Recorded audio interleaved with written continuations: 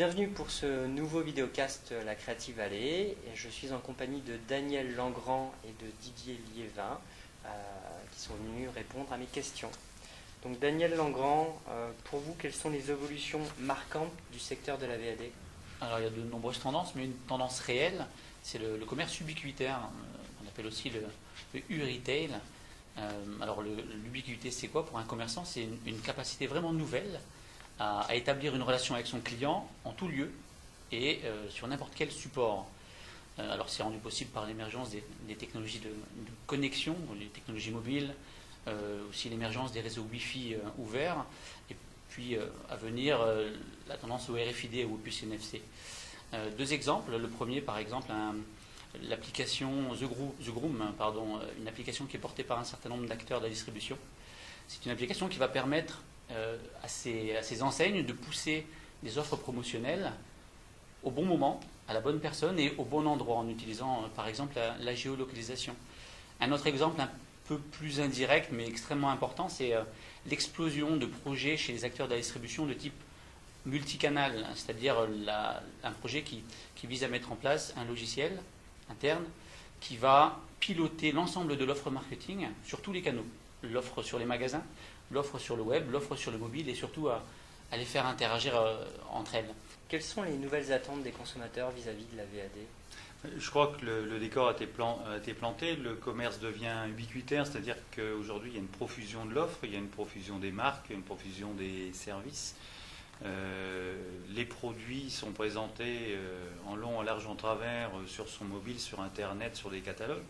Donc le défi de la VAD, c'est d'être encore plus pointu dans son approche clientèle, d'être encore plus forte sur la personnalisation, d'être encore plus efficace dans la connaissance de ses fichiers, des goûts et des attentes de ses consommateurs, et plus seulement poussé par vagues régulières comme elle le faisait par le passé de mailing ou de campagne téléphonique, mais aujourd'hui on est de moins en moins dans un mode push que dans un mode pull, où c'est le consommateur, qu'on appelle maintenant le consommateur, qui a toutes les billes en main et qui vient voir si le VAD a quelque chose qui va répondre à ses attentes. Et quels sont les atouts de la région pour innover dans le secteur justement de la VAD?